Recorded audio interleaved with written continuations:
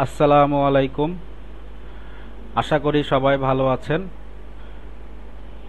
আমরা সফটওয়্যারের ডিটেলস নিয়ে দেখেছিলাম। তো এখন আমরা রিটার্নের সেল রিটার্ন যেটা সেটা দেখেছিলাম। এখন হচ্ছে আমরা পারচেজ রিটার্ন কিভাবে করতে হবে সেটা দেখব। তো ফার্স্টে হচ্ছে পারচেজ রিটার্ন করার জন্য সেল রিটার্নের মতো আমার রেফারেন্স নাম্বার লাগবে। তো রেফারেন্স নাম্বার কিভাবে পাবো?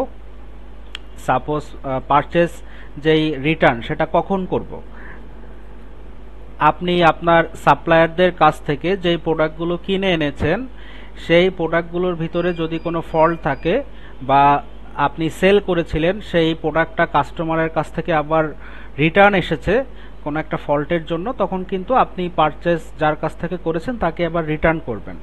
তো সেই ক্ষেত্রে আমরা পারচেজ লিস্টে যাব।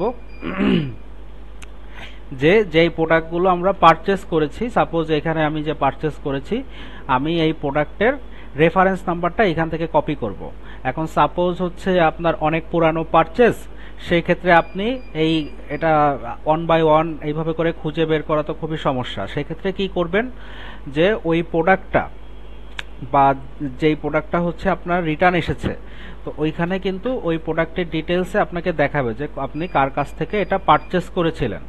সাপোজ আমি এই যে প্রোডাক্টের এখানে যাই, প্রোডাক্ট যদি হইতেছে প্রোডাক্ট লিস্টে যাই,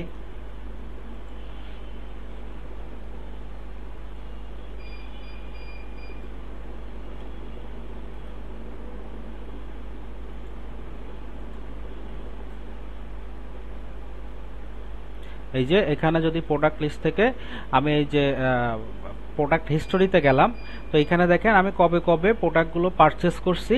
তো সেইখানে কার কাছ থেকে আমি পারচেস করে থাকি প্রোডাক্ট, সেই প্রোডাক্টের এই যে সাপ্লায়ারের নেমটা আমি এইখান থেকে নিব সাপোজ। ঠিক আছে, তো আমি সাপ্লায়ারের নেমটা নিয়ে কি করব, এই যে পারচেজ লিস্টে আছে, পারচেজ লিস্টে যে আমি ওই সাপ্লায়ারের নেমটা লিখে দিব। লিখে দিলে এই ওনার কাছ থেকে আপনি যত পারচেস করেছেন সেই লিস্টটা চলে আসবে। তারপরে আপনি জাস্ট এখানে ক্লিক করে দেখতে পারবেন যে প্রোডাক্টগুলো আপনি নিয়েছিলেন সেই প্রোডাক্টগুলো এখানে আছে কিনা। তো এরপরে আপনি এটা ভেরিফাই করে এই প্রোডাক্টের যেই পারচেস করেছেন সেই প্রোডাক্টের যে পারচেজের যে রেফারেন্স সেটা আমি এই যে কপি করলাম, কপি করে এখন এই যে রিটার্ন অপশনে যাব, যে এই যে পারচেজ রিটার্নে যাব।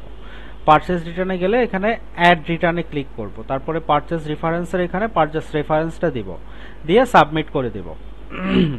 সাবমিট করে দেওয়ার পরে ওই পারচেজে আমি যেই যেই প্রোডাক্টগুলো যেই পরিমাণ কোয়ান্টিটিতে নিয়েছিলাম সেটা এখানে ডিটেলসটা দেখাবে। এবং আমরা সেল রিটার্নে যেভাবে দেখেছিলাম যে আমাকে এখানে প্রোডাক্টটা সিলেক্ট করতে হবে, সিলেক্ট করে আমি কত পিস রিটার্ন করতে চাচ্ছি সেটা এখানে পরিমাণটা লিখে দিতে হবে, যে বাকি যেইগুলো আছে সেগুলো আনটাচ থাকবে, আর যেটা আমি রিটার্ন করব এখানে যেই কোয়ান্টিটিটা লিখবো সেই পরিমাণ কোয়ান্টিটিটা রিটার্ন হবে। তো যদি কোনো নোট থাকে যে আমি এখানে লিখে দিলাম যে এটা ড্যামেজড, দিয়ে সাবমিট করে দিলাম, তাহলে এই প্রোডাক্টটা শুধুমাত্র রিটার্ন হয়ে যাবে। তো দেখেন এই যে পারচেজ লিস্টে আমরা এখন আছি, পারচেজ রিটার্ন লিস্টে। তো এখানে যে কেবল আমি যে পারচেজ রিটার্নটা করলাম আমি এটাতে যদি ক্লিক করি তাহলে এই যে 450 টাকার যে প্রোডাক্টটা এটা আমি রিটার্ন করছি।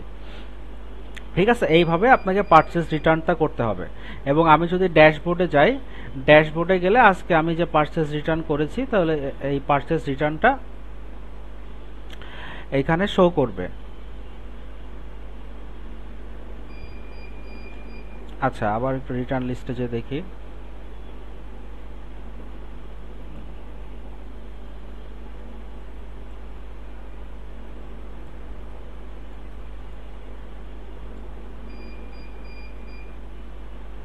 এই যে এখানে শো করতেছে।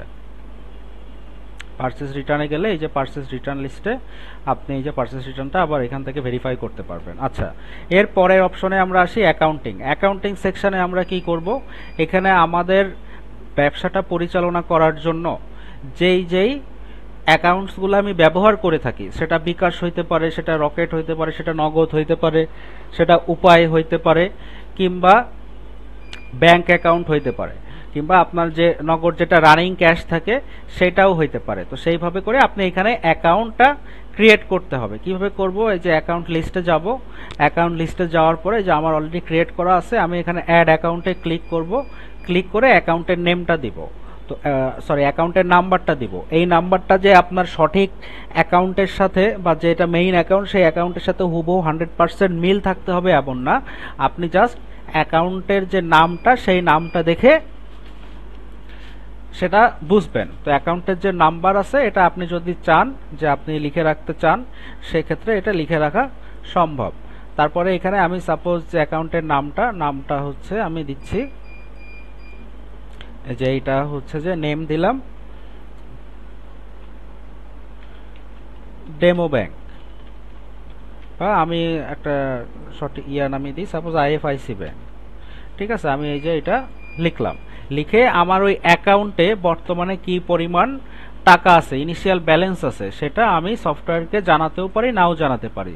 তো জানালে আমার সুবিধাটা কি, যে সাপোজ আপনার ব্যাংকের যে স্টেটমেন্ট আছে এটা আপনি ব্যাংকে যে চেক করতেছেন বা অনলাইনের মাধ্যমে চেক করা যাচ্ছে, তো তার সাথে আপনি যদি আপনার সফটওয়্যারের যে হিসাবটা আছে সেটা মিলিয়ে দেখতে চান, তাহলে সেই ক্ষেত্রে আপনি এই যে ইনিশিয়াল ব্যালেন্স যেটা আছে এটা যদি এখানে লিখে দেন, তাহলে পরবর্তীতে মাস শেষে যখন আপনি ব্যালেন্সটা চেক করবেন বা আপনার অ্যাকাউন্ট স্টেটমেন্ট বা ব্যালেন্স স্টেটমেন্ট চেক করবেন, তখন এইটার সাথে আপনার অরিজিনাল যে অ্যাকাউন্ট আছে সেটার আপনি ডিফারেন্স দেখতে পারবেন। ডিফারেন্সটা যদি না থাকে তাহলে বুঝবেন যে সব হিসাব নিকাশ ঠিক আছে, আমার সফটওয়্যারে যেইগুলো দেখাচ্ছে সেইগুলো অনুযায়ী ঠিক আছে সবকিছু।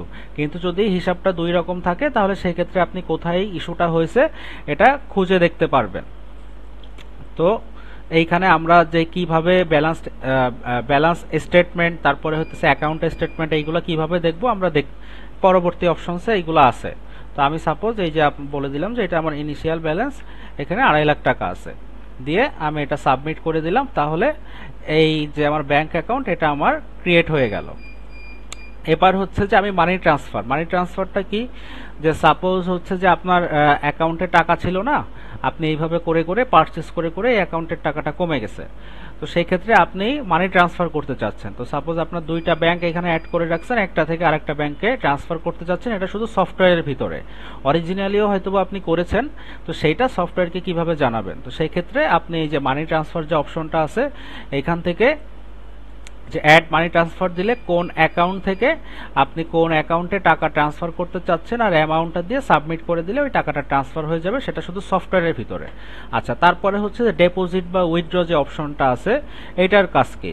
তো এইটার কাজ হচ্ছে যে আপনি উইদাউট এনি রিজন, সাপোজ আপনি একটা এক্সপেন্স করতেছেন বা একটা বাসা ভাড়া দিচ্ছেন কিংবা কোনো একটা কারণে একটা টাকা খরচ করতেছেন, এটা হচ্ছে যে আপনার দোকানের বাবদ বা ব্যবসার বাবদ ওইটা খরচ করতেছেন, তাহলে সেই ক্ষেত্রে কিন্তু এই যে এক্সপেন্সের এখানে আমরা এক্সপেন্স ক্যাটাগরি যেটা আছে ওইটা সিলেক্ট করে বলে দিতে হয় যে এই ক্যাটাগরিতে আমি খরচ করতেছি। বাট যদি পার্সোনাল বিজনেস ওনার হয় তাহলে সেই ক্ষেত্রে কিন্তু ব্যবসা থেকে আপনি সাপোজ ক্যাশ থেকে 5,000 টাকা নিয়ে যাচ্ছেন, এইটার কিন্তু কোনো হিসাব মানে কোনো একটা কারণের জন্য যে নিচ্ছেন সেটা নয়, আপনি পার্সোনাল কারণে আপনার ব্যবসা থেকে নিচ্ছেন। সেটা সফটওয়্যারকে কিভাবে জানাবেন, সেটা হচ্ছে যে অ্যাড ডিপোজিট যে অপশনটা আছে এটাতে ক্লিক করব, ক্লিক করে কোন অ্যাকাউন্ট থেকে আমি টাকাটা নিচ্ছি সেই অ্যাকাউন্টটা আমি সিলেক্ট করব, সাপোজ বিকাশ থেকে নিচ্ছি, তো এটাকে আমি ডিপোজিট করতেছি নাকি উইথড্র করতেছি। আমি সাপোজ হচ্ছে যে টাকাটা নিলাম, আবার পরবর্তীতে আমার কাজে হয়ে গেলে বা আমার কাছে টাকা আসলে আমি ওইটা আবার এখানে ডিপোজিটও করে দিতে পারবো। তো সেইটা এখান থেকে দুইটা অপশনে এই যে সিলেক্ট করে করে আপনি উইথড্র বা ডিপোজিট করতে পারবেন।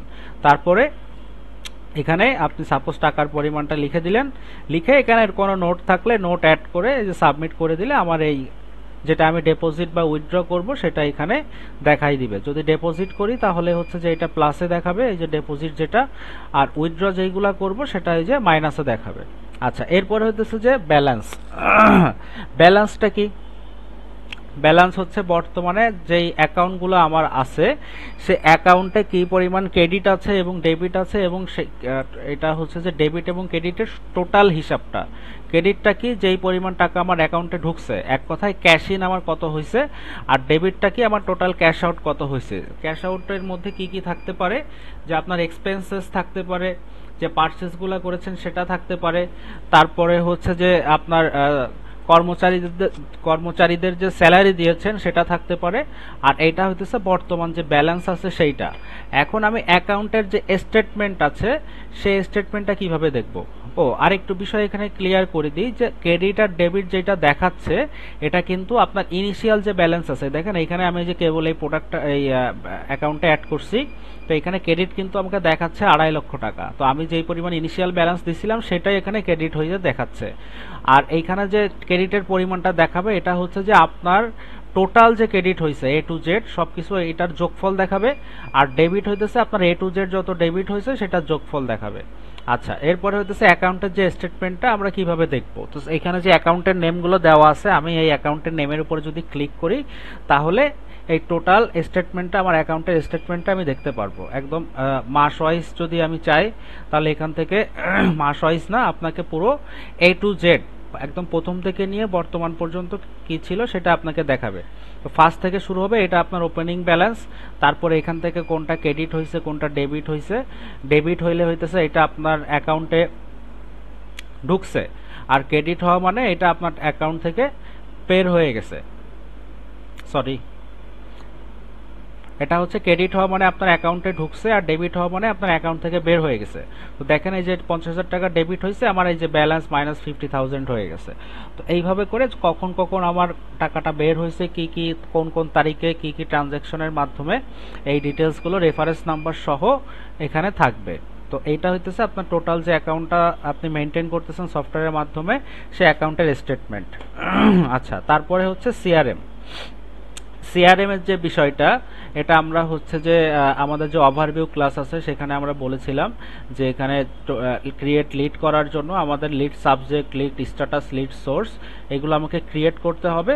তারপরে হইতেছে লিড, এইগুলো আগে ক্রিয়েট করে তারপরে আমি লিড ক্রিয়েট করতে পারবো। তো সাপোজ আমি এই যে লিড সোর্সে গেলাম, যে এরকম একটা জায়গা আসবে, তো আমি এখানে সোর্স দিলাম, সোর্সের যে নেম হবে, ঠিক আছে। তো আমি এটা লিখলাম যে সাপোজ এটা আমার সোর্স হচ্ছে যে ইউটিউব, ঠিক আছে। ইউটিউব থেকে আমার এটা আসছে, এই যেই আমার ইউটিউব থেকেও হচ্ছে আমি বিভিন্ন ধরনের, আচ্ছা সরি,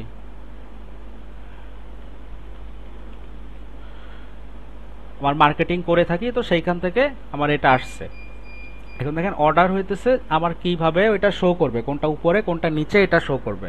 তো অর্ডার আমার 0 অলরেডি একটা আছে, আমি এই যে 1 দিলাম, দিয়ে অ্যাড করে দিলাম, এই সোর্সটা আমার অ্যাড হয়ে গেল। এবার হইতেছে লিডের স্ট্যাটাস। লিডের স্ট্যাটাসটা কি হতে পারে, সাপোজ আমি এইখানে দিলাম এটা হচ্ছে যে মিটিং সেট, দিয়ে এটার অর্ডার দিলাম 0।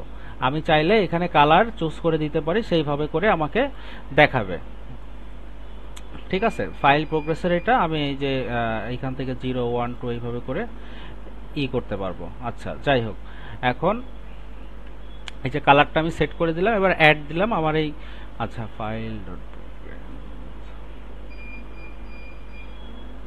আচ্ছা এটা হচ্ছে যে আমার কি পরিমাণে আমি এই যে বাড়বে সেটা এখানে দিয়ে দিতে হবে, ঠিক আছে। এই যে অ্যাড করে দিলাম, দিলে আমার মিটিং এর যে স্ট্যাটাসটা অ্যাড হয়ে গেল। তো ফাইল প্রোগ্রেস এই যে 10%, এই যে হচ্ছে মিটিং এর সেট, এটা 10% আছে। এবার এটা আপনি এডিট করে করে এটা হইতেছে বাড়াতে বা কমাতে পারবেন।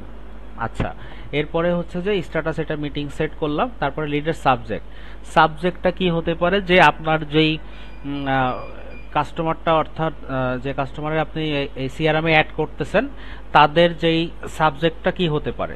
সাপোজ উনি যে রিলেটেড প্রোডাক্টের জন্য আপনি ওনাকে লিড হিসেবে নিচ্ছেন, সেটা হইতে পারে কোনো একটা স্পেসিফিক প্রোডাক্টের জন্য, অথবা আপনার টোটাল বিজনেসের যে সলিউশন আছে সবগুলো সলিউশনের ভিতরে উনি যে কোনো একটা নিতে পারে, যে কোনো একটা সার্ভিস নিতে পারে, কিংবা আপনার অনেকগুলা প্রোডাক্ট নিয়ে আপনি কাজ করেন, যে কোনো একটা নিতে পারে। তো আপনার ওনার যেই সাবজেক্টটা হবে তাহলে ওটা পুরো একটা ডিপার্টমেন্ট ওয়াইজ হয়ে যাবে। যে আপনি সাপোজ হচ্ছে আপনার এখানে গ্রোসারি আইটেম আছে, তারপরে হইতেছে আপনার কুকারিজ আইটেম আছে, তারপরে হচ্ছে আপনার কসমেটিক্স আইটেম থাকতে পারে, তো উনি কোন রিলেটেড হইতে পারে, তো সেই ডিপার্টমেন্টটা আপনাকে বলে দিতে হবে। সাপোজ আমি এটা বলে দিলাম যে আইটি, দিয়ে এটা করে দিলাম, এখন লিডের সাবজেক্টটা আইটি হয়ে গেল। এখন আমি কি করব, এই যে ক্রিয়েট লিডে যাব, ক্রিয়েট লিডে যে ব্যক্তির লিড, সাপোজ আমি এখানে দেখলাম যে মিস্টার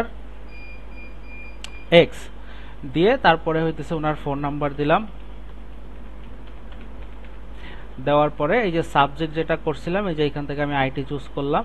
ওনার যদি ইমেইল থাকে তাহলে হচ্ছে যে আমি ইমেইলটা দিয়ে দিলাম। এবার সোর্স হচ্ছে আমি যে ইউটিউব সিলেক্ট করলাম, স্ট্যাটাসটা সিলেক্ট করলাম, মিটিং সেট, তারপরে এখানে কোনো নোট থাকলে সাপোজ আমি এখানে লিখে দিলাম যে প্রেজেন্টেশন।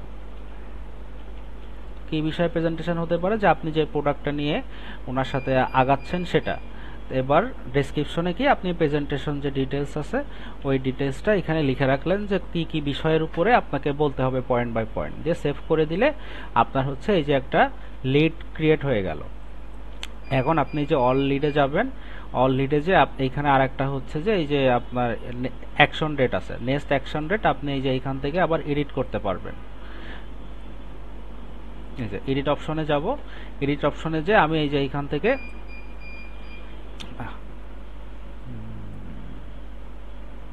একটু সময় দিবেন।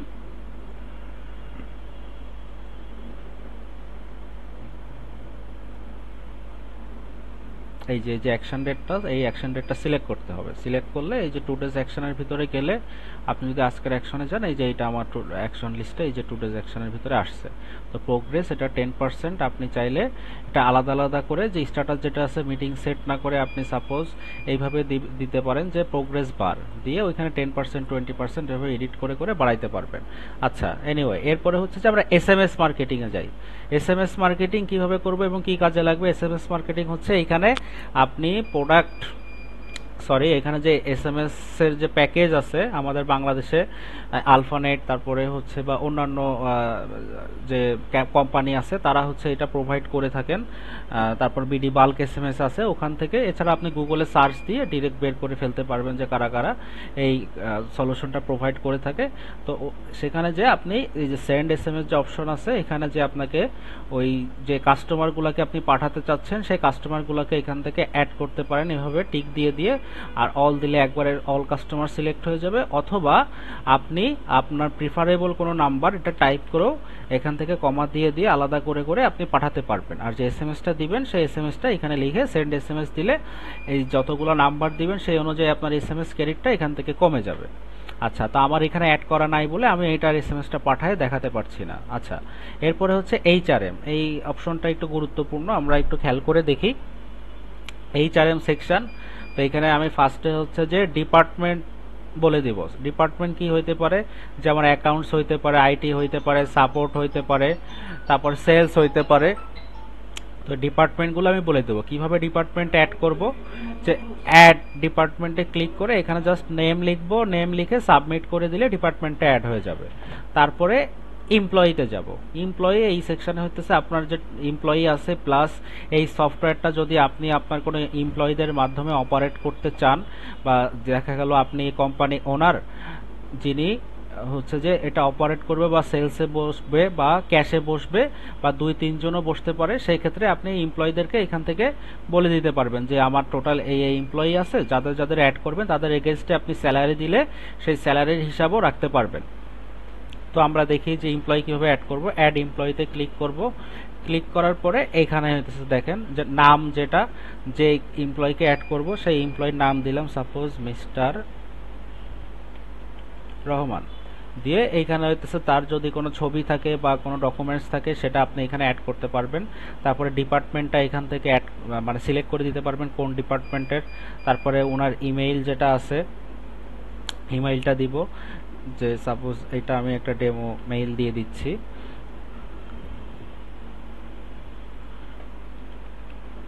আচ্ছা, তারপরে ফোন নাম্বার দিব।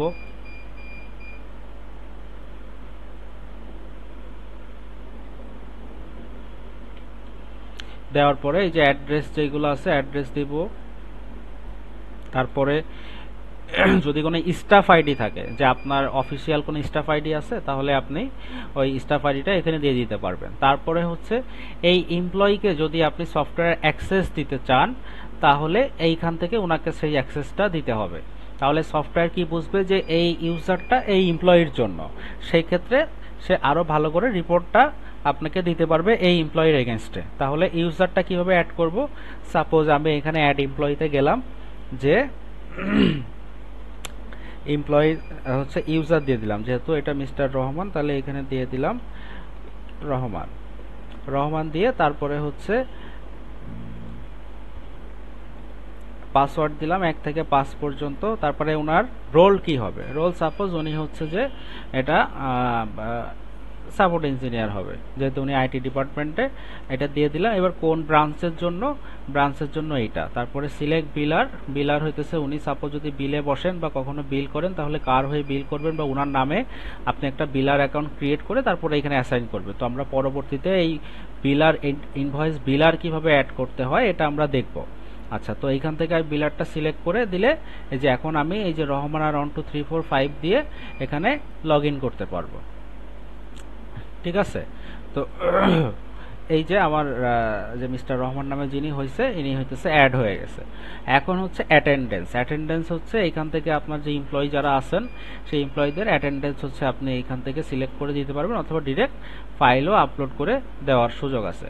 আচ্ছা, তারপরে হচ্ছে এইখান থেকে অ্যাড অ্যাটেন্ডেন্স যদি ক্লিক করেন তাহলে এই যে এমপ্লয়িকে সিলেক্ট করে দিবেন। সাপোজ মিস্টার রহমানকে সিলেক্ট করলাম, আজকে দিলাম 10টা 6টা, সাপোজ উনি লেট করে আসছেন তাহলে হইতেছে আমি যে দিয়ে দিলাম 10টা 10, এই যে এখানে 10টা 15 দিয়ে দিলাম। কোনো নোট থাকলে যে কি কারণে লেট করছেন উনি যদি আমাকে জানান সেই ক্ষেত্রে আমি ওই নোটটা এখানে লিখে সাবমিট করে দিলে এটা হইতেছে অ্যাটেন্ডেন্সটা অ্যাড হয়ে যাবে। এই যে এখানে অ্যাটেন্ডেন্সটা অ্যাড হয়ে যাবে, যে স্ট্যাটাস হইতেছে লেট উঠে যাবে। আর এটা ডিলিট করতে পারবেন, আবার এটার আবার প্রিন্ট আউটও করতে পারবেন। আচ্ছা, তারপরে হচ্ছে এখানে পেরোল। সাপোজ যে কাস্টমারকে হচ্ছে যে বা যেই এমপ্লয়িকে আপনি অ্যাড করলেন ওই এমপ্লয়িকে আপনি বেতন দিতে চাচ্ছেন, তাহলে কত তারিখে বেতন দিচ্ছেন সেটা, কোন এমপ্লয়িকে বেতন দিচ্ছেন সেটা, ইয়ার সিলেক্ট করবেন, কোন মাসে দিচ্ছেন সেটা সিলেক্ট করবেন। দেওয়ার পরে কোন মাসের জন্য দিচ্ছেন সেই মাসটা সিলেক্ট করবেন। তারপরে অ্যামাউন্টটা সিলেক্ট করবেন। দেওয়ার পরে তারপরে হচ্ছে মেথডটা ক্যাশে দিচ্ছেন না চেকে দিচ্ছেন না ক্রেডিট কার্ডে দিচ্ছেন সেটা বলবেন। ওনার নোট থাকলে নোট দিয়ে সাবমিট করে দিলে এটা ওনার আপনি বেতন দিয়ে দিচ্ছেন, এটা সফটওয়্যার বুঝে ফেলবে। এখন আপনি যদি ড্যাশবোর্ডে যান তাহলে এখানে পে রোলে এই যে স্যালারি যেটা দেওয়া হয়েছে সেই স্যালারিটা এখানে শো করবে।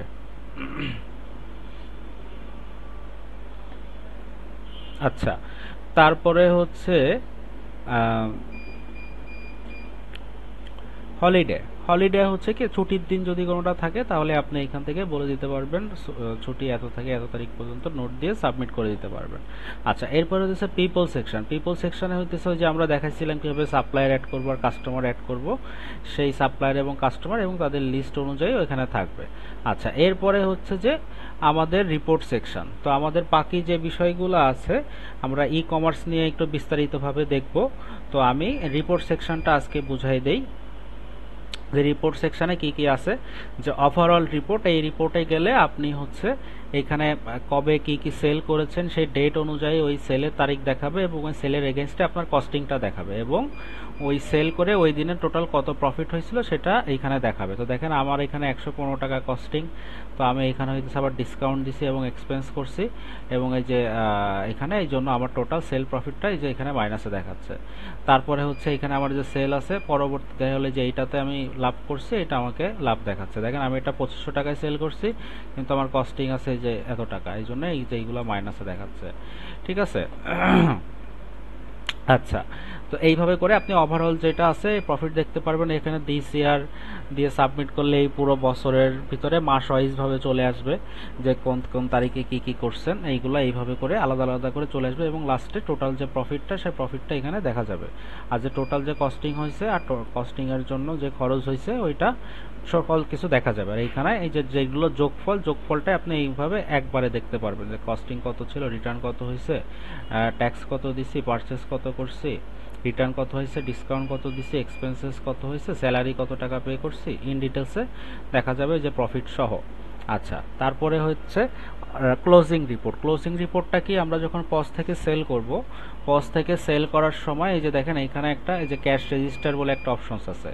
তো আমি সাপোজ এই ক্যাশ রেজিস্টারটা হচ্ছে ক্লোজ করে দিই। ক্লোজ করে দিলে ক্যাশ রেজিস্টারের যে ডিটেলসগুলো আছে আমি পরের দিন এটা বন্ধ হয়ে গেল। কি প্রসেসটা আসলে কিভাবে হয়, সাপোজ সকালবেলায় আপনি দোকান শুরু করলেন, সেই দোকানে যখন শুরু করতেছেন বা ব্যবসাটা শুরু করতেছেন আপনার ক্যাশে কিন্তু কিছু টাকা থাকে ভাঙটিয়ে, 1000 থাকতে পারে, 5000 থাকতে পারে, এই পরিমাণ একটা টাকা থাকে। তো এই টাকাটা আপনি যখন শুরু করবেন তখন এই যে এখানে বলে দিতে হবে যে ক্যাশ ইন হ্যান্ড এখন 5000 আছে, দিয়ে সাবমিট করে দিতে হবে। তারপরে সাবমিট করে দেওয়ার পরে আপনি যত সেল করবেন, পারচেস করবেন, সাপোজ এইটা আমি সেল করলাম, এই যে সাবমিট করে দিলাম সেল করে।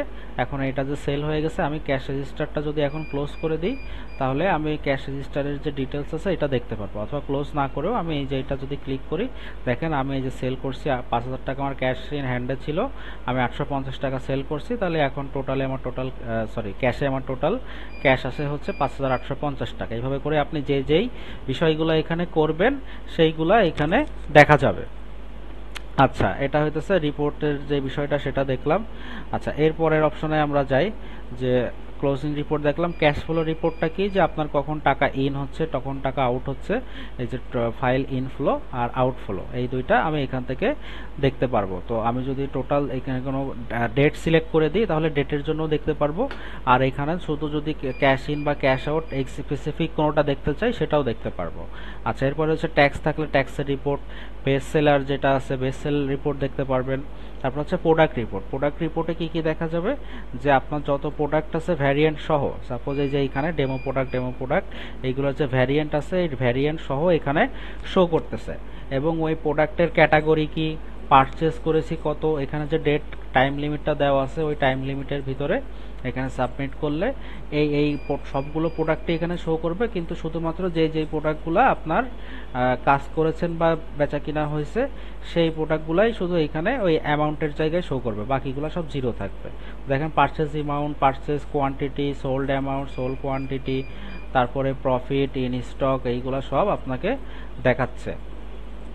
আচ্ছা, তো এটা হচ্ছে প্রোডাক্ট রিপোর্ট।